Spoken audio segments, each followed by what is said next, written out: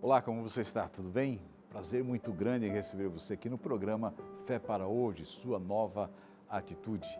Estamos aqui com meu amigo, pastor Ronaldo Oliveira. Tudo bem, pastor? Tudo bem? Graças Tudo em a ordem? Deus, estamos aqui, vamos falar hoje sobre um tema muito legal, o fim da morte, ou quando a morte vai morrer. Você vai saber muita coisa a respeito da morte. É uma interrogação, o que acontece depois que a gente morre. Nós trouxemos dois convidados especialíssimos para discutirmos esse assunto. Além disso, sempre oferecemos para você a revista Princípios, que é um brinde para Novo Tempo para você, do programa Fé para Hoje. Entre os estudos que temos aqui, tem um tema específico, como viver ou como vivem os mortos. Bom, é um tema muito interessante. Entre tantos, né? Entre tantos que temos aqui, além dos outros cursos que nós também temos lá no nosso site biblia.com.br.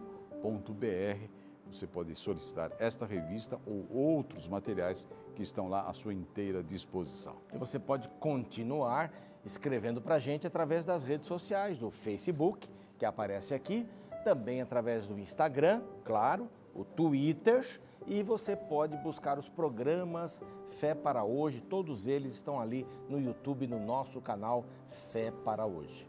Portanto, o programa está no ar, vamos ter uma nova atitude.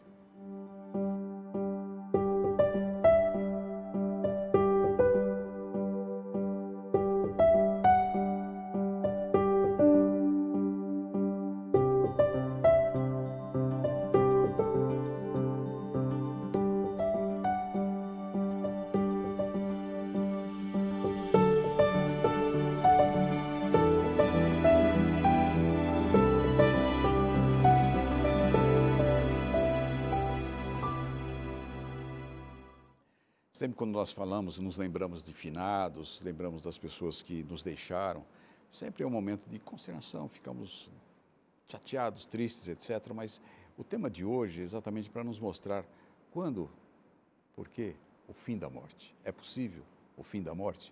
Para isso trouxemos dois pastores, o pastor Luiz Carlos, que é um líder da Igreja Adventista para a região sul do estado de São Paulo. A sua sede de atividade está ali no Capão Redondo. Pastor, fale um pouquinho sobre os membros, quantas igrejas você tem ali na sua região. Pastor Edson, é um prazer estar participando aqui do programa Fé para Hoje, pastor Ronaldo, e aos nossos telespectadores também. A Paulista Sul fica ali na zona sul de São Paulo. Nós temos ali por volta de 190 igrejas. Hoje temos 14 escolas e colégios, mais ou menos 12.500 alunos, 37 mil membros fazem parte ali da nossa geografia. Essa é a Paulista Sul. Paulista Sul está ali bem no sul da capital e pega também algumas municípios. A região do Vale, ali do Vale. Até divisa com o Paraná. Paraná, isso. Ali desce ali pela BR-116, né? Zona sul de São Paulo, Tabuão, Itapecerica, e desce lá para a região do Vale. Ali tem Trabalhei uma linda... Você trabalhou lá? Trabalhei 7 anos, aliás, uma das atividades que desenvolvi, foram 7 anos lá na região da Paulista Sul, exatamente quando iniciou a Paulista Sul, né? Com o pastor Osmar Reis, e aí começamos a associação ali. Um prazer muito grande recebê-lo aqui. Estou muito feliz em poder participar do programa Fé para Hoje. Muito obrigado por estar conosco. Também temos o pastor Diego Barreto, que faz o programa Hiperlinkados aqui da Rede Novo Tempo de Comunicação. É o segundo melhor programa dessa TV, pastor. O primeiro é o Fé para Hoje, o segundo é Hiperlinkados, mas também é diretor de comunicação exatamente da Associação Paulista Sul, e aí cuida da área de comunicação desta região. Muito obrigado por estar aqui conosco. Prazer estar aqui novamente no Fé para Hoje, poder participar com vocês desse estudo. Joia, parece que houve uma modificação no cenário de vocês. O que aconteceu ali? Foi o cenário... Estavam com umas cadeiras tipo a nossa, porque para ganhar uma cadeira dessa, você tem que ter uma certa experiência, que gira e tal. Você já está sabendo dos bastidores, né? Né? Exatamente. Começamos com uma cadeira dessa que girava também. Mas deu alguma coisa lá que... Deu um problema, não sei porquê, a minha cadeira... A cadeira da esquerda ou da direita? A da direita, da direita, sua. Ela não quis participar mais do programa. As cadeiras são assim ultimamente. São dois pastores de peso, né? O doutor Júnior e o Diego. Mas nós ficamos felizes por você estar aqui conosco. Antes da gente falar sobre o fim da morte, precisamente, que é o tema deste programa, Quando ela começou? Vamos falar disso, da origem da morte. Quem dos dois poderia começar a falar? Os dois já estão prontos aí, eu sei. Pastor, logicamente que nós temos como base para essas questões a palavra de Deus. Então, nós estamos usando aqui, não é filosofia, A Bíblia como base. Bíblia estamos usando como a base. Bíblia, né, como base para esse assunto. Então, nós vamos ver a origem da morte, na realidade, aqui no Jardim do Éden, né? Gênesis, no capítulo 3, mostra ali, então, o momento em que o inimigo, né, assedia Eva para levá-la ao pecado. E Deus já tinha falado, né, que no dia que comeres do fruto da árvore, certamente morrerá. Então ali foi o primeiro assunto, né, a primeira questão da morte vem ali no Jardim do Éden, entre o diálogo, primeiro Deus falando, né, com Eva, depois Satanás falando com Eva, tentando convencê-la de que não haveria morte, né? Não vai morrer de forma alguma. Então nós vemos ali no Gênesis, no início, lá no Jardim do Éden, o assunto da morte sendo introduzido no nosso planeta, vamos dizer assim. Diego, assim, vamos dizer que nós estamos lá no Éden, nós somos Adão e Eva, e Deus disse, então, comemos e agora? Vamos morrer. Eu pequei, mas não morri? Sim. Você tem ali no céu, aliás, você tem na vida, consequências provocadas e consequências que são espontâneas, que são naturais. Deus estava explicando que o pecado ia causar naturalmente, espontaneamente, uma consequência que seria a morte. Deus é vida. Ele nos criou. Tudo que existe, tudo que respira, tem sua origem em Deus. Então, a partir do momento que a gente peca, a gente sai de perto dele. E se eu saio de perto da vida, eu vou para onde?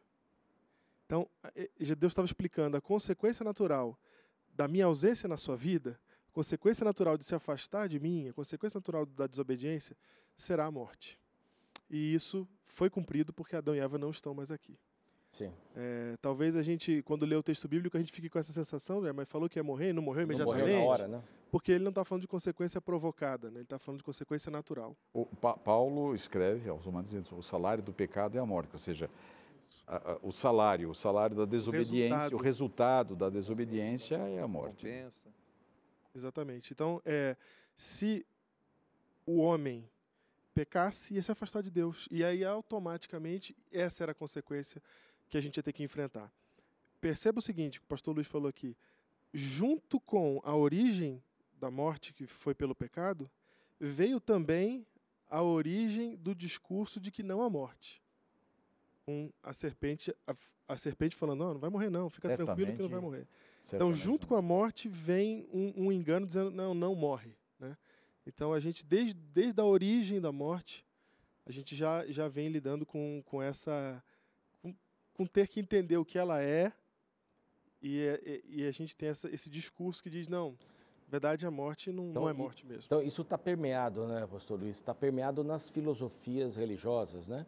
De que a pessoa morre, vai para algum lugar, ou ela vai para um lugar com 72 virgens, ou ela encarna num outro ser ou numa outra vida. Quer dizer, parece que essa frase, não vai morrer, está ecoando ainda hoje, né?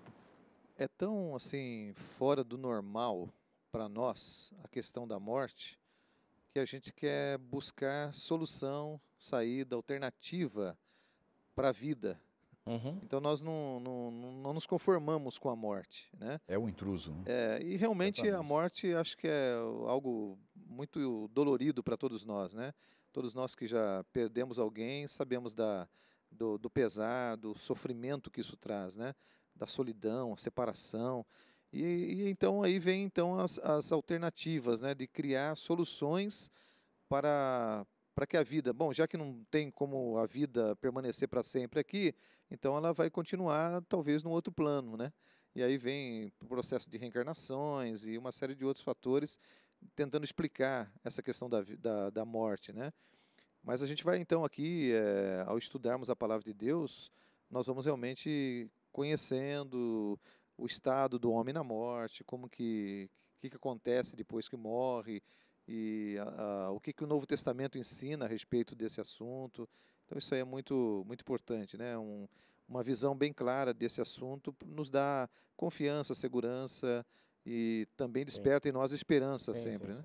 A própria narrativa da origem dá argumentos para a gente entender que a morte é a morte mesmo, né? Que é um momento de parada da vida. Quando nós fomos criados corpo, e foi soprado em nós. E a partir do momento que Deus soprou a vida em nós, nós fomos feitos alma vivente. Gênesis 2:7, né? Perfeito. Então nós não temos uma alma, nós fomos feitos uma alma. Aqui é um detalhe muito importante, porque nós ocidentais bebemos muito da água da filosofia grega, e por causa disso a gente acredita numa dicotomia entre corpo e alma. E aí a gente acredita naquela cena do Tom e Jerry, quando o Tom morre, né? Sai o espírito e ele vai para o céu, né? Então a gente acha, eu tenho a minha carne e tenho o meu espírito. E em algum momento eles podem se separar, né? Mas, no entanto, a Bíblia diz que nós não temos uma alma, nós somos uma alma. Somos uma alma, né? Inclusive, quando a gente vai no banco e fala, ó, cheguei lá, tinha 20 almas na fila. Estou falando de 20 vidas. Sim. E a própria palavra para alma, no texto bíblico, também se refere a animais. Então, se eu aceito que ter alma, eu tenho alma, por causa da palavra, O animal eu tenho que aceitar que o animal também vai para o céu e etc. Né? Então, uma série de complicações surgem quando a gente não entende o texto bíblico corretamente. E a má compreensão disso no passado fez com que as pessoas odiassem o corpo para valorizar a alma, né? Perfeito. Então vem aí os espancamentos, autoespancamentos e tal. Eu só queria ressaltar daqui a questão, nós falamos no início do programa, da revista Princípios, que fala detalhadamente, Diego, exatamente isso que você mencionou aqui agora. Ou seja, ao nossos amigos solicitarem a revista, eles vão ter também um material escrito que vai ajudar a compreender com os termos bíblicos, etc., toda esta explicação, além do programa, além daquilo que estamos falando aqui. É importante que a gente mencione isso, a origem, o porquê, a questão da alma, essa dicotomia, né, que tantas pessoas compreendem desta maneira, mas a Bíblia apresenta de maneira totalmente diferente. Jesus, quando esteve nessa terra, ele disse, olha, Lázaro, por exemplo, no caso de Lázaro, ele fala, Lázaro está dormindo. Não, ele está descansando. Vou despertá-lo. Então, aproveitando isso até, que coisas nos confortariam saber da morte? O que nós precisamos saber da morte para que ela nos conforte?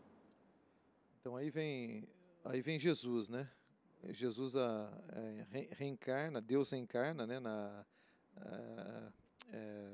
Reencarna não, né? A encarnação, não, tá certo, é a encarnação. E Jesus então vem e ele teve algumas experiências com a morte, né? Então, pelo menos em 3 momentos ali, ele ressuscita as pessoas. O mais impressionante delas é o caso de Lázaro, né? Que já estava sepultado há alguns dias. E ele diz assim, eu sou a ressurreição, no São João 11, né? Eu sou a ressurreição e a vida. Quem crê em mim, ainda que morra, viverá. Nós vamos ver assim, quando você estuda o Novo Testamento, o Novo Testamento ele é muito claro com respeito à ressurreição. Nós não temos margem para um outro tipo de interpretação no Novo Testamento com respeito ao que acontece depois que o homem morre. Então, toda a esperança que nós temos, ela está realmente na promessa da ressurreição. E Jesus pergunta para Maria, você crê nisso, Maria? Você crê, né, que aqueles que morreram vão ressuscitar? Porque eu sou a ressurreição e a vida, né? E aí, para provar realmente que ele tem o poder de trazer a vida, ele vai e pede para Lázaro, né? Sai para fora, né? Ressuscita Lázaro. Então, eu creio que essa é a maior esperança que nós temos. É uma coisa meio ilógica a gente pensar, por exemplo, que alguém morreu e está no céu. Puxa vida, essa pessoa está no céu, que a gente entende que é um lugar de felicidade, de harmonia, de paz, um lugar realmente... Pelo menos é pregoado assim. De uma felicidade plena.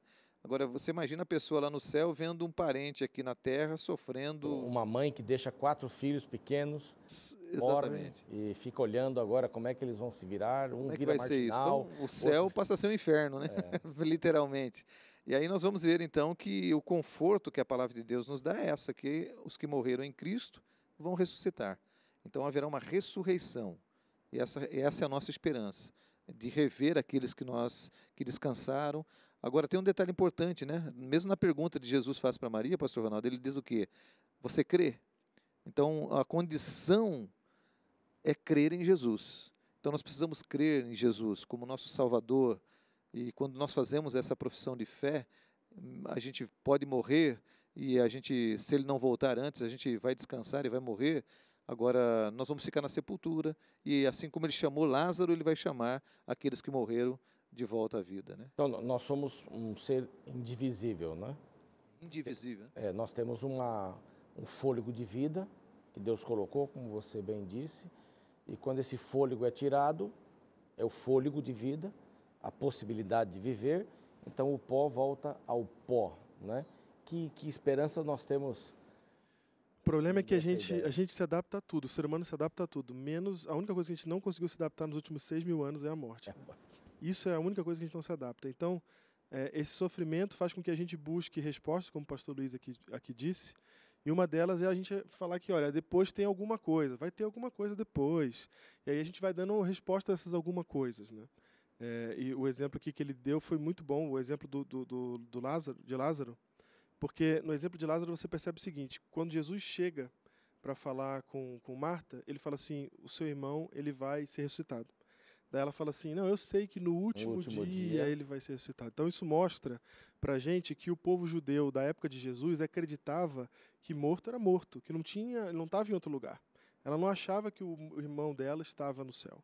Ela achava que o irmão dela estava morto, que um dia, lá no final, iria ressuscitar. E a própria ressurreição de Lázaro demonstra também que ele não estava no céu, porque seria uma grande maldade Jesus tirar ele de lá e trazer ele de volta para cá, né? Só para que Marta ficasse feliz e Maria também. Então, nessa história você percebe, e ele fala, né? Lázaro não está morto, ele está dormindo. Então, Jesus chama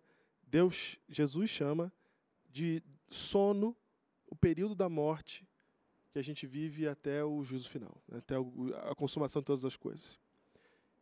E o fato de ele chamar de sono é um verdadeiro consolo, porque a morte ela é a dor dos vivos. Quem sente essa dor é a gente que está vivo. Quem morreu realmente descansou.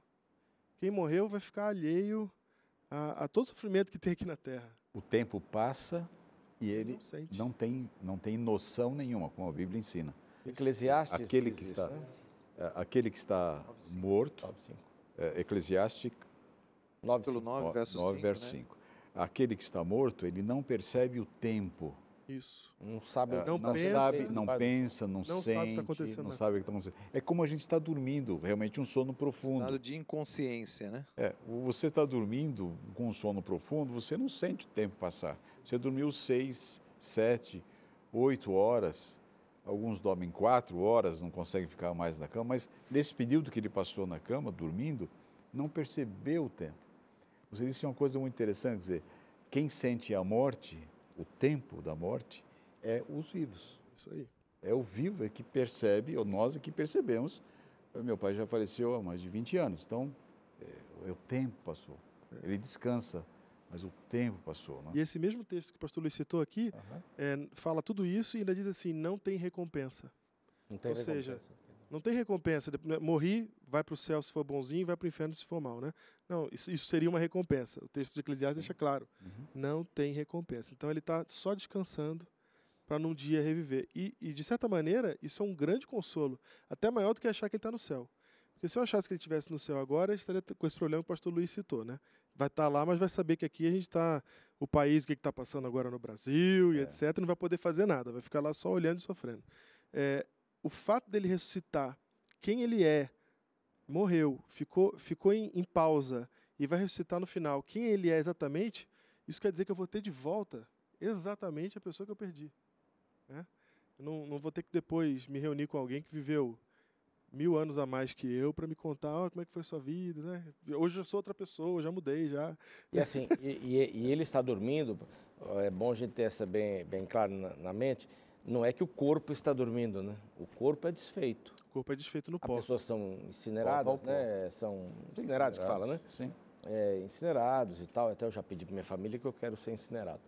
E há outros que estão lá no caixão e tal, e depois de algum tempo estão só os ossos e tudo mais. Quer dizer, o fôlego está na mão do Senhor. É esse fôlego de vida que faz a gente ser quem a gente é. Deus lembra quem é o Senhor, pastor Ronaldo. Então, no dia que a gente voltar em corpo glorioso, a gente vai voltar quem a gente é, porque ele ele guarda a memória de quem Não, somos. não né? é um chip, é até complicado. Não é um chip que ele tira e guarda lá numa biblioteca de chips, mas isso está tudo nele. Dele. A vida está nele. Né? A Bíblia diz que Deus vai enxugar dos nossos olhos toda a lágrima. Está lá em Apocalipse. Deus vai enxugar os olhos toda a lágrima. Não haverá mais morte, né? Não haverá mais morte, não haverá mais dor. O nosso foco é exatamente esse. Ponto final da morte, ou seja, o fim da morte, a morte da morte. Quando acontece? E, pastor, até encarar a morte aqui. Sim. Até encarar. Como é que eu devo encarar a morte de alguém muito querido, né? Você tem um camarada, o seu esposo, sua esposa, seu filho, sai de carro, um bateu, ele morreu. Bom, primeiro, Deus não é culpado disso. Isso é o problema do pecado, do mal, da morte. Deus quis assim, né? Não, Deus não quer nada disso. Inclusive, Ele está aguardando ansiosamente para a gente viver sem choro, sem lágrima, sem morte. Essa é a visão de Deus. Mas então, como é que nós vamos lidar com a morte, pastor Luiz? Assim, eu sei que você fez muitos funerais, eu também faço e tal, e a gente tem algumas palavras de consolo e tal, até algumas a gente está usando aqui, mas como é que uma pessoa deve lidar com a morte? Deve chorar? Está certo chorar? Não está certo chorar? O cristão não pode chorar na morte? E tem que chorar, né? Eu acho que é uma fase de uma perda muito grande, que você não pode ficar recolhido, né, com esse sentimento e tem que chorar, né? O ano passado, agora em julho, vai fazer um ano que eu sepultei minha mãe, né? Estive lá. Faleceu com problema do câncer e tal. E é um vazio, né, que fica, né? Mas como você perguntou, como que a gente deve reagir? Eu senti tremendamente a perda da minha mãe, né? E até hoje eu sinto a falta dela. No entanto, eu tenho uma certeza, a certeza que essa mulher em vida, ela aceitou Jesus como seu Salvador. Então ela tem, essa promessa de Jesus, né, da ressurreição é para ela. Então aí que está o meu conforto, de saber que a minha mãe, antes dela descansar, eu orei com ela, eu a ungi, então ela estava realmente preparada para descansar. E eu tenho convicção plena de que quando Jesus voltar, ela vai ser uma das que vão ressuscitar para a honra e glória de Deus, né? Então o conforto que nós temos é esse. Agora, nós não podemos, como você disse, a gente não pode recolher um sentimento, né? Você está perdendo alguém que você ama, que você relacionou, que tem uma íntima ligação, Tem uma e história, isso traz sofrimento, né? Traz tristeza, traz choro, e tem pessoas que ficam até, devido à grandiosidade da perda, com depressão, né? Então, isso é consequência da perda, né? E nós temos que saber trabalhar com ela, né? Então, o grande conforto que eu vejo é realmente a promessa de Deus da ressurreição, né? Os que morreram em Cristo vão ressuscitar. Com um detalhe ainda, né? 1 Coríntios 15 diz que num abrir e fechar de olhos, ou seja, num piscar, eles vão ressuscitar o quê? Incorruptíveis, não mais com os traços, né? Sim. Com os traços de deteriorização, de doença, que nem nós aqui, né, Edson, sem cabelo. Perfeitos. Isso não pega, né? Mais bonito, Isso não né? pega, né? Isso não pega, não pega. Então vai ressuscitar realmente transformado, né? Para viver eternamente, que era o plano original de Deus, que infelizmente foi interrompido pela entrada do pecado. Mencionando esse texto que ele acabou de citar, 1 Coríntios capítulo 15, o verso 55 diz que a partir do momento que Cristo volta, no abrir e no frescar de olhos, os mortos em Cristo ressuscitam primeiro. E aí no verso 54 fala assim, quando este corpo corruptível, esse corpo, se revestir de incorruptibilidade, e o que é mortal se revestir de imortalidade, então se cumprirá a palavra que está escrita, tragada foi a morte pela vitória. Fim da morte. O fim da morte. E ele faz umas perguntas retóricas muito, muito bonitas, poéticas, né? Onde está, ó morte, a tua vitória? Onde está, ó morte, o teu aguilhão? Então, essa cena narrada por Paulo dessa maneira tão bela é de um dia glorioso em que a morte vai ser tragada pela vitória.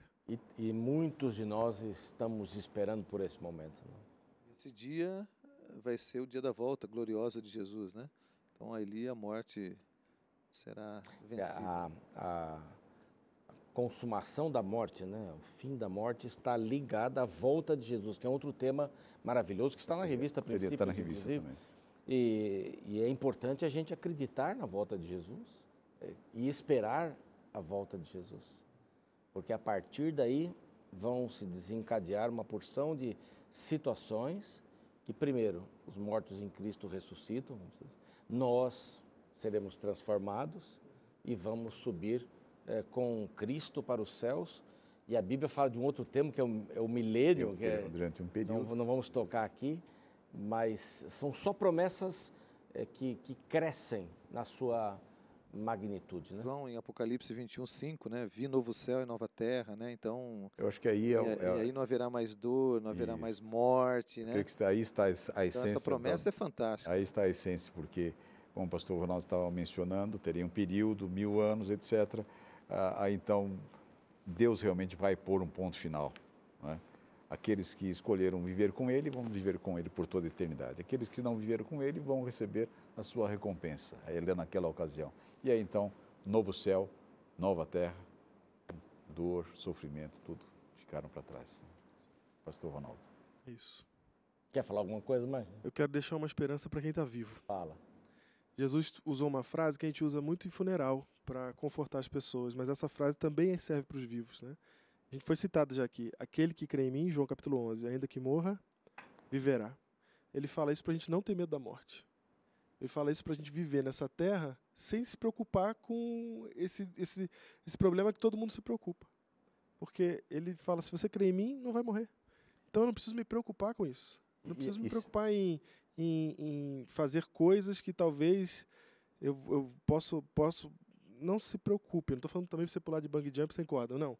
Mas eu estou falando assim, viva a vida do cristão aqui na terra tranquilamente, porque não tem morte. E se passar pela morte, ela é um estalo. Exatamente. É um abrir e fechar de olhos. Perfeito.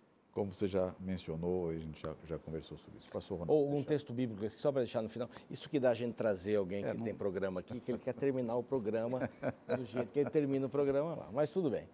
Mas aqui, olha, 1 Tessalonicenses 4, verso 13, não desejamos, no entanto, Paulo fala, irmãos, que sejais ignorantes em relação aos que já dormem no Senhor, para que não vos entristeçais como os outros que não possuem a esperança.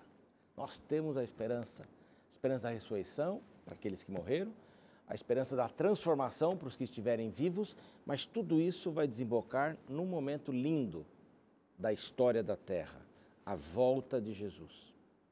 Então é para lá que a gente tem que olhar, a esperança está na volta de Jesus. Então, não fiquem tristes aqui, Paulo, não quero que vocês se entristeçam por aqueles que não entendem o que é a morte e como será o seu fim, o que ela é, o que representa. Então, não se entristeçam como os demais, que não têm esperança, mas você tem esperança. Você tem esperança em Cristo. E se você perdeu alguém recentemente, perdeu alguém na sua vida, esse é o momento para a gente pedir a Deus que nos conforte. Vamos orar? Pai bondoso, que a Tua bênção de conforto esteja conosco. Que os nossos olhos estejam na vida, que os nossos olhos estejam na vida que o Senhor pode nos dar, aqui e depois da Tua volta para todo sempre. Conforta os corações neste momento. Em nome de Jesus. Amém. Obrigado, colegas. Pastor Edson, nós esperamos você para o nosso próximo encontro aqui na TV Novo Tempo, seu programa Fé para Hoje, sua nova atitude. Tenha esperança.